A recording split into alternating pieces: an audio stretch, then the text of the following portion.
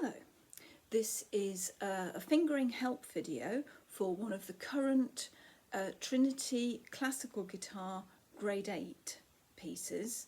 It's from this book and it's called Earl of Essex, his Galliard. It's the first piece in the book. This is a piece by John Dowland. He was one of the best known lutenists and composers of the Renaissance. And this is also known as a lute song. It has words and the title of that is called Can She Excuse My Wrongs? There are a number of very typical Renaissance features in this piece, one of which is the structure of the piece. It can be easily divided into three sections, and each of those sections, the first half is the main tune, the second half is a variation on that, and from the time it would have been called divisions. So you have section A and then a division on section A, section B, a division on section B, and so on. This I would label it A1, A2, B1, B2 and C1 and C2. There are a couple of other features which are very largely connected with Renaissance music. One is that it's marked as being in 3/4, but there are places, particular bars, where it's very obviously a 6/8 feel to it. 3/4 and 6/8 have the same number of quavers to a bar. It's just the way those quavers are grouped that is different. So 3/4 would go 1, 2, 3, 4, 5, 6. 6/8 would go 1, 2, 3, 4, 5, 6. And emphasising the difference between those is quite important in this piece. The multi-layered nature of the music is also a very strong Renaissance type feature. You find this in a lot of Renaissance lute music, and it's like there are several singers, each singing their own line at the same time, and all of those parts are as important as the others. Because of the 3/4, 6/8 thing and the multi-layered nature, Renaissance lute music can be quite hard to read rhythmically. The best way I can say to work it out, if you're not sure about any of this, is to count it in quavers. Always count it in quavers, and that will help you work out both the multi-layered nature and the 3/4, 6/8 thing.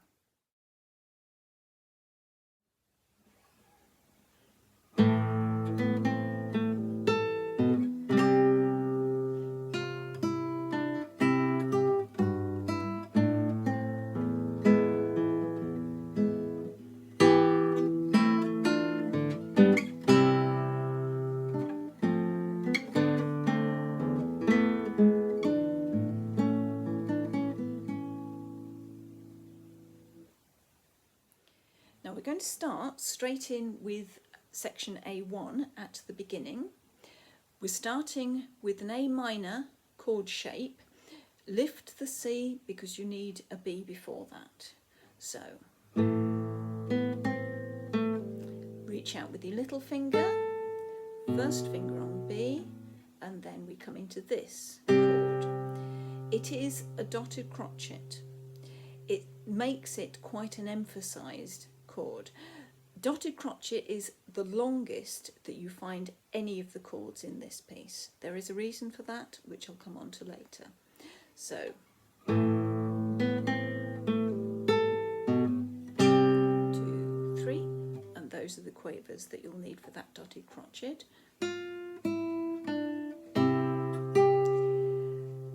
It's pretty much the dotted crotchet chord that you had previously. F sharp and G, that's all fairly straightforward, and then it's just G sharp and E. This is something that you find in a lot of Renaissance music. I tend to think of it as an elongated chord, playing around the notes of a single chord. The reason being, I think, that lutes weren't as resonant as guitars are. So if you just played a straight chord like that, it wouldn't last for as long as it does on the guitar. It wouldn't vibrate for as long. So you have to keep playing around the chord to make it sustain. And that is why I think there aren't that many long chords in this piece. The beginning of the second bar, that dotted crotchet, emphasises that chord because there's nothing that follows straight on after it. And you can use that. You can make the most of that. What would have been on a lute a little silence, it would have died away very quickly there. When you're playing the elongated chord, they're not all of equal prominence. You can do a little diminuendo within one of these elongated chords. On to bar 5. This is where you get your first bar that is obviously a 6/8 feel. That cannot be a 3/4 feel. It just doesn't work that way. Emphasize the 6/8 feel to it. 1, 2, 3, 4, 5, 6. And that gives you the dance Renaissance kind of feel to it. You'll notice that I went into third position for the last chord of bar 5, finger 1, 2, 3, and then slide back on your first finger, move these two fingers over. You only actually need one of them, but it's often easier to put both of them down for the first chord of bar 6. So, first position, third position, back into first. Another dotted crotchet, so that note, that chord is quite emphasised. That comes on the fourth quaver of the bar. It's kind of gone back into 3/4. 1, 2, 3, 4, 5. Because if it were 6/8, that would be quaver number 4 of the bar, and it would be more prominent, probably more notes on it. There's more weight to the triad on the 5th quaver of the bar. So, 1, 2, 3.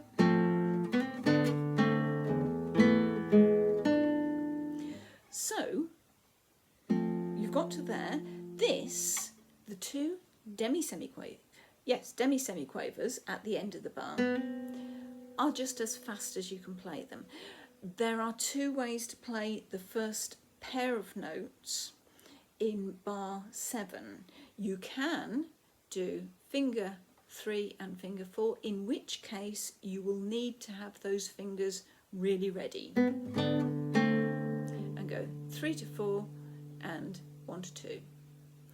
So that's one way of doing it. Or you can travel upwards with your first and second fingers, in which case you need to be really ready for it mentally to know that that's what you're going to do, because it has to happen quickly. Whichever you choose, that's what will work. Do it the same every time. And then it doesn't look like it, but the B, the A and the E all happen at the same time to give a dissonant chord which resolves onto the G sharp and then D. That's a fairly standard Elizabethan Renaissance type thing. So, and then it's an A major shape this time.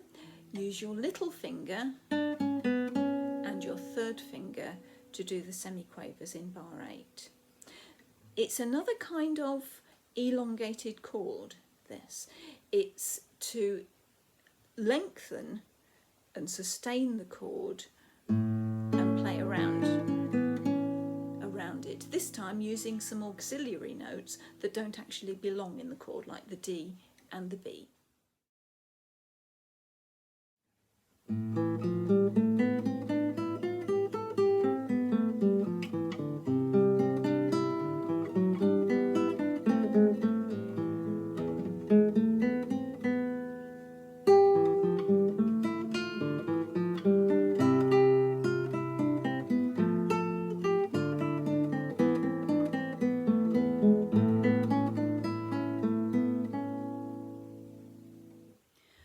At bar 9, we come into the division for section A, what I would call section A2.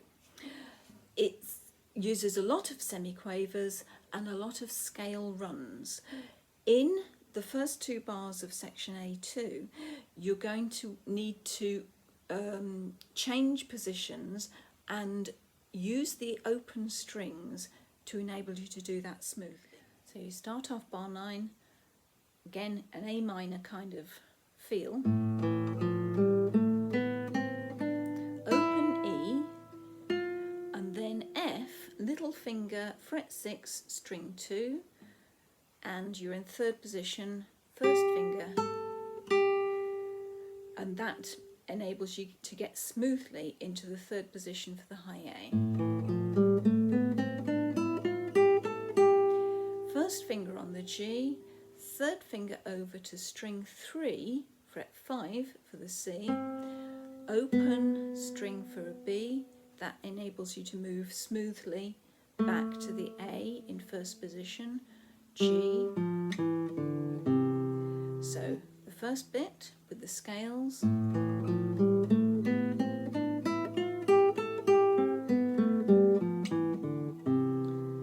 it's all semiquavers. There again, still semiquavers, keep on going with those semiquavers. It may look like there's a strange rhythm going along, but it is just semiquavers, which is one of the good things about these division sections. Very often it is just a semiquaver rhythm, however strange it looks. This is where you get a bit of a multi-layered effect. You've got a voice in the top, and then an echoing voice in the bass. Both are as important as each other. You've ended up with a D there, little finger on the D. I tend to go 1st finger and 2nd finger and slide that 2nd finger back to fret 1 for the G sharp. You can use your 3rd finger and go back to a separate 2nd finger on the fret 1 G sharp. Either way, it involves crossing your fingers in a way that you wouldn't normally want to. So whichever suits you best. So from the end of bar 10,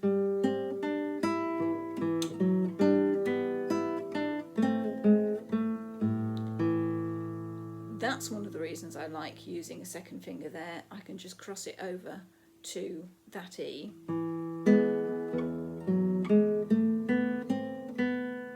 That's the equivalent of the elongated chord in bar 4, that one, based around the E major chord. Stretch out your little finger for the F sharp there. Now you get into what is the 6/8 feel bar.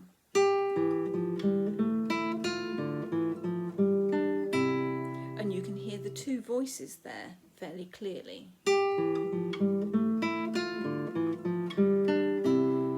But it's just semiquaver, semiquaver, semiquaver rhythm. There's nothing weird there happening at all.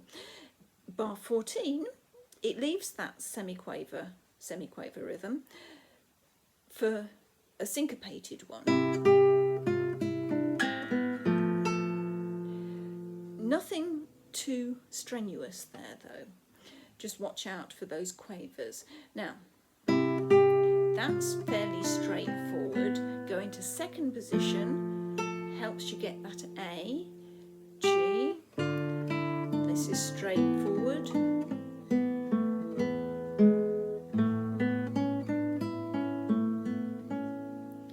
Again, that's the equivalent of the elongated chord in bar 8. Do the little diminuendo there, because you're ending on a weak beat of the bar, you don't want it to be strong.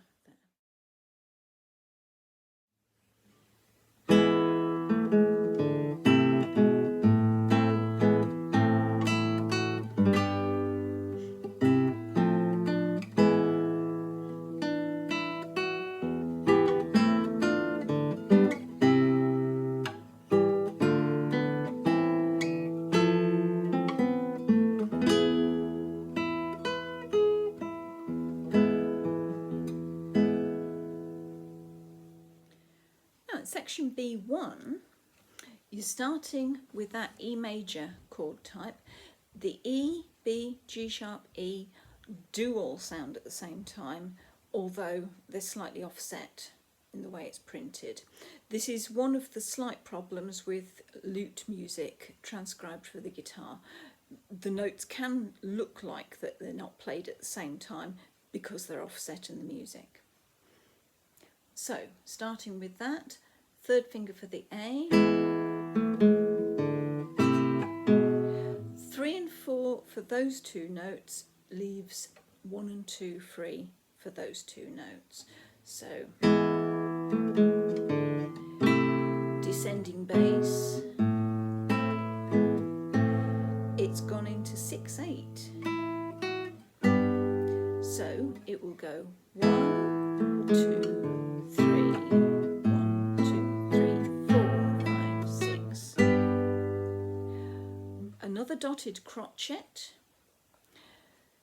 Take advantage of the stillness after your dotted crotchets.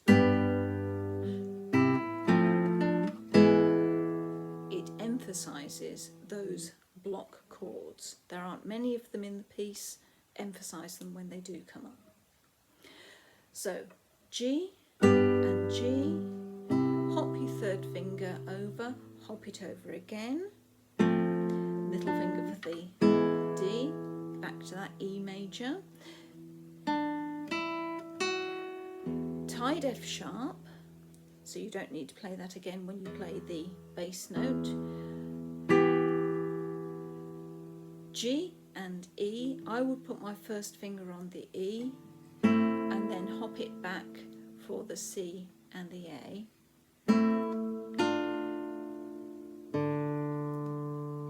You've ended up with a kind of D minor shape there. And then into third position, 1, 2, 3 again, and back to first position. This is pretty much the same as you did in bar 5, same kind of thing. It's got a 6/8 feel to it. So if we go from the end of bar 20,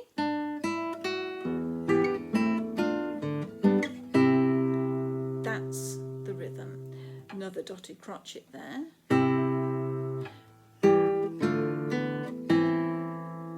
There's a little B running up as an auxiliary note in the middle there. So you've got a middle voice there. It's nice if you can hear that.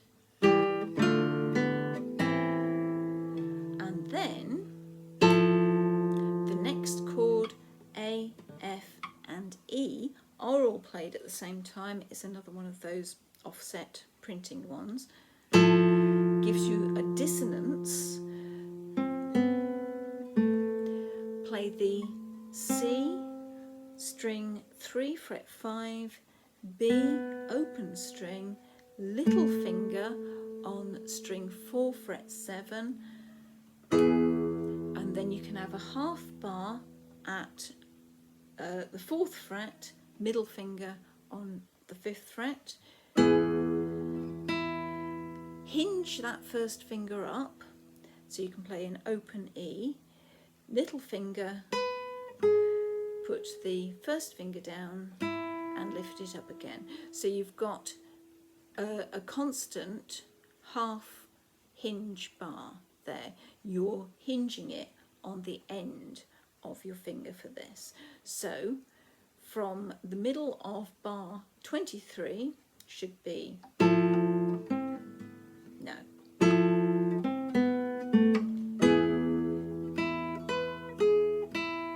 And another one of those elongated chords at the end.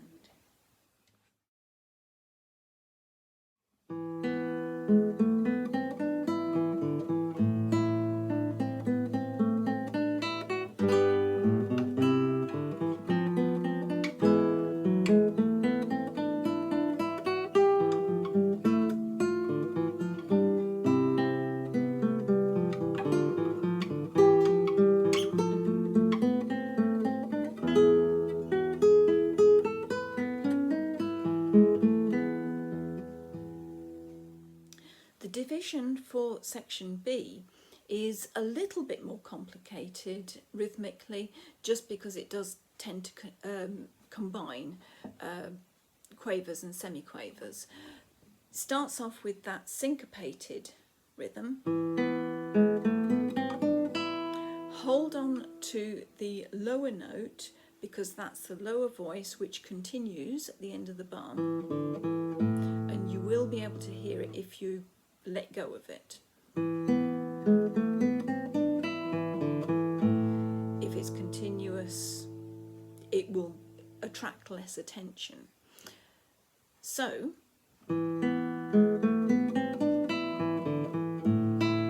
another syncopated rhythm.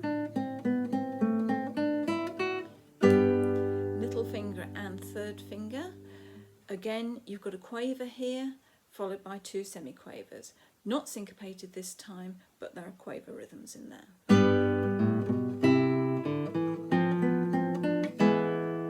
So you've got an ascending bass scale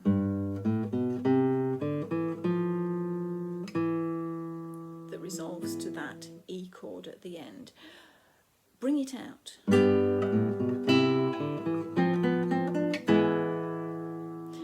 And then little scale, stretch out that fourth finger. Don't forget the G sharp after you've played the F sharp. Here's another 6/8 bar. So you've got those scales in the lower notes. Hold on the upper notes. You'll be able to hear if you let them go. And emphasize the 6/8 nature of that.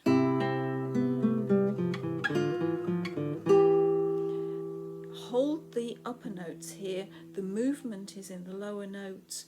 Don't let the upper notes detach from each other. Little finger on high A, middle finger on the F. So you can put your first finger on A. Here, I usually go back into first position, because you have to let go of the high A, whatever fingering you choose.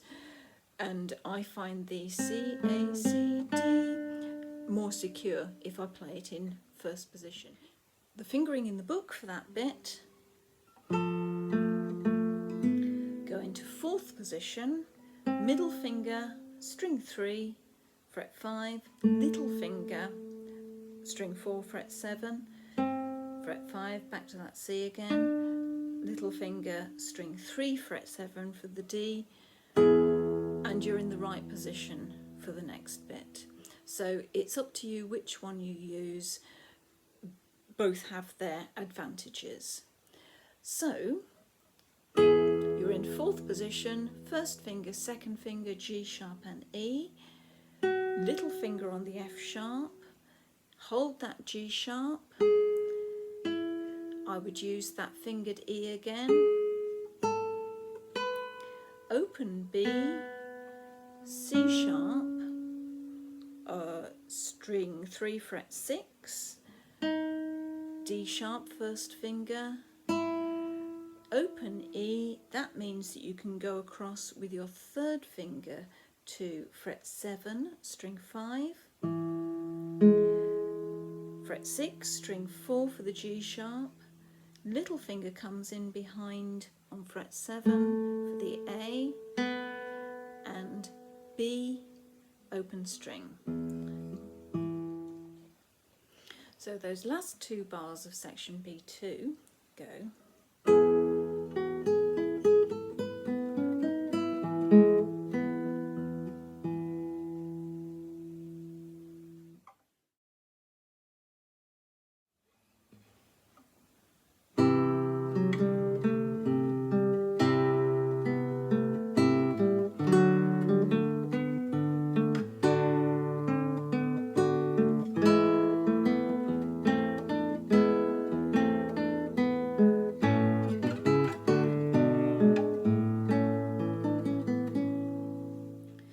Section C starts straight in with the 6/8 feel, and the tune, as it is here, is in the middle part.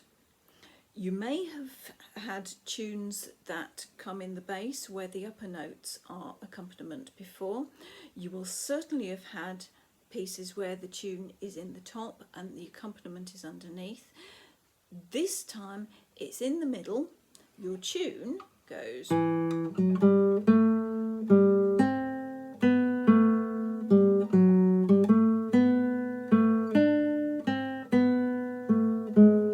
Gradually transfers into the upper part. Because it's moving, that will come out on its own. You just want to make sure that it's got the flow that marks it as a tune, rather than just a collection of random little figures.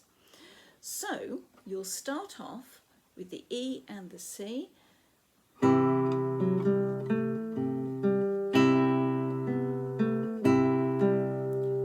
Notice those repeated open E's there.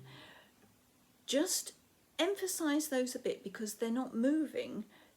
Even though the high notes, they won't draw attention to themselves unless you cut them off. Make sure they carry on sounding. Your hand is nice and arched so that you're not going to sit on those notes and cut them off.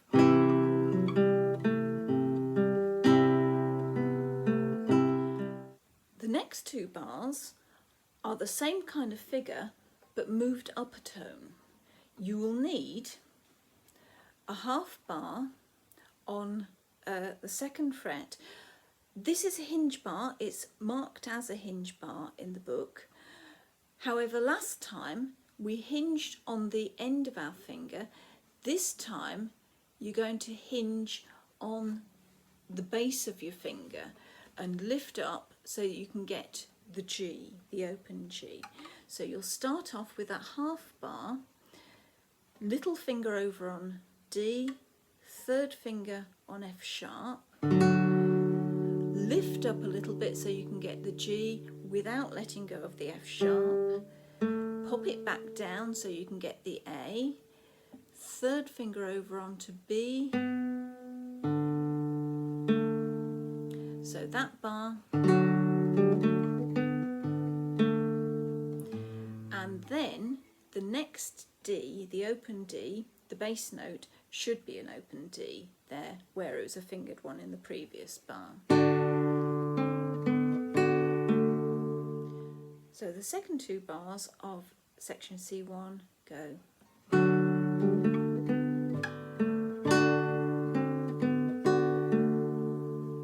Both of those phrases share the same rhythm, and they're actually playing in two time signatures at the same time. The tune, which is in the middle, is very obviously in 6/8. The accompaniment around it, the top and the bottom of it, is more in a 3/4 feel. So emphasise those two different time signatures. See if you can bring it out for the effect.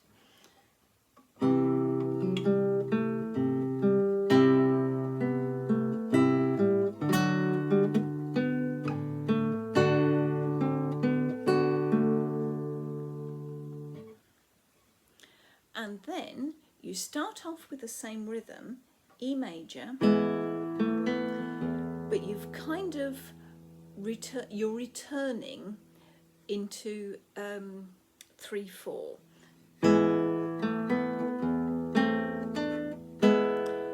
This bass note is very, very off the beat.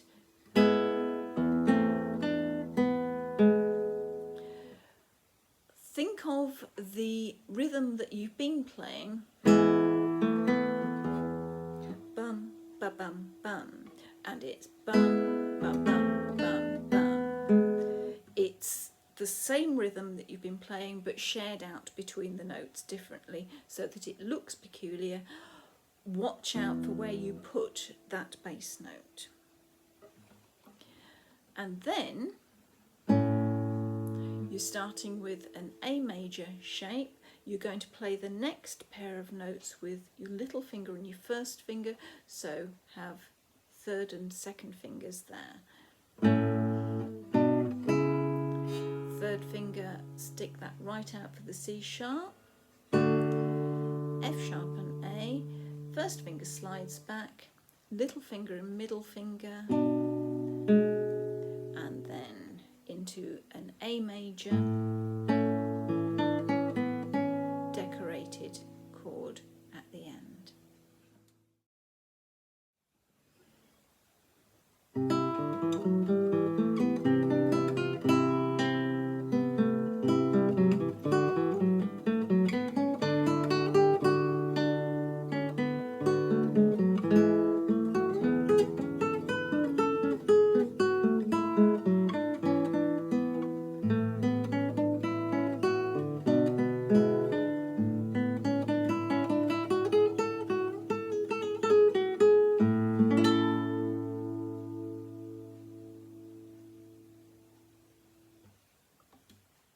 On to section C2, you're starting with a bass run.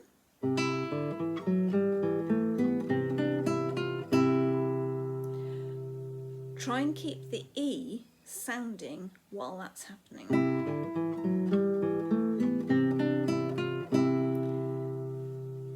It matches what happened in the previous section, C1, where you had those lasting E's while the tune was in the middle.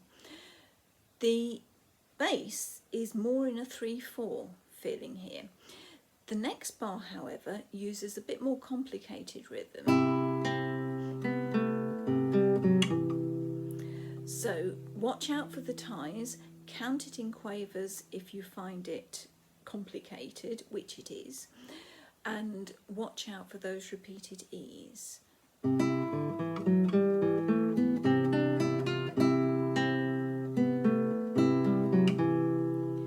then you go into the D major shape.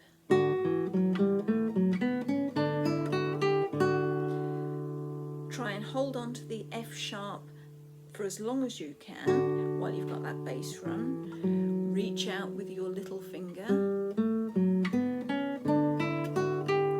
Bar 46, same rhythm as you had in bar 44.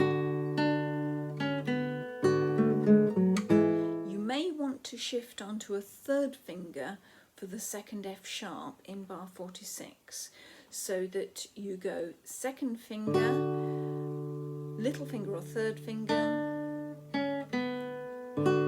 third finger there, and then you've got your middle finger for the A, first finger for the G sharp, and then you can stretch out with your little finger for the F sharp. You can use your middle finger for that F sharp, but it takes quite a bit of shifting around with your first finger to achieve that. So those 4 bars.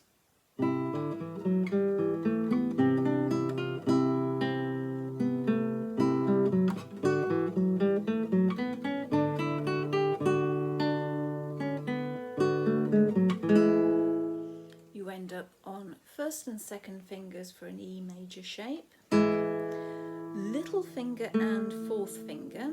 Now this travels up the fretboard and back again, and if you use the right fingers it's easy. if you use the wrong fingers, it's hard.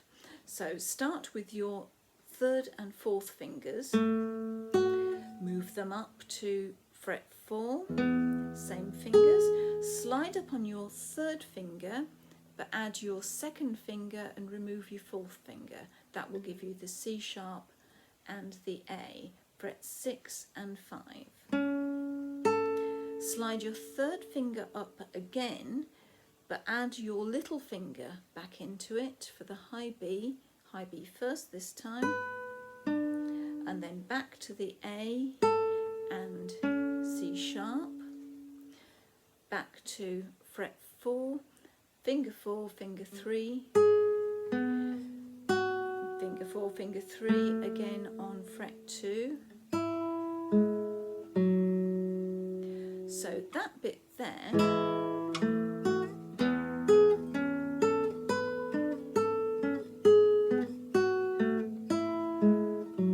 and stretch out at the end, G sharp, F sharp. The next bit is fairly straightforward, starting on a D, and then A.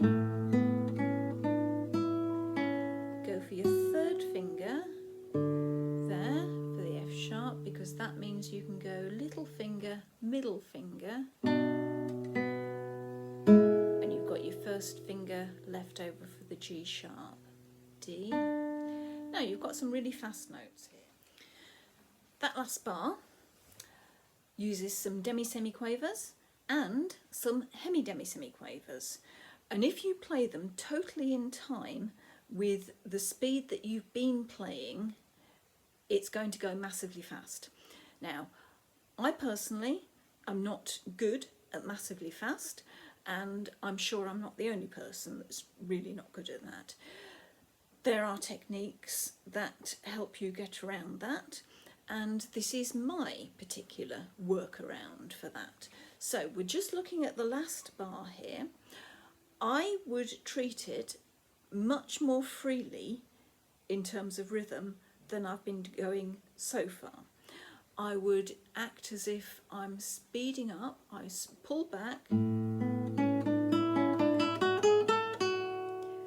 and gradually speed up through the demi-semiquavers, and then when I get to the hemi-demi-semiquavers, I go into fourth position and slur them. So those 3 A, G sharps, I will play those slurs because I can do it faster than I can with separate notes. Stretch my little finger out to fret 7, and by that point I am pulling back, I am slowing down before I get to the last chord. So, and then a spread chord for the end. So that last bar,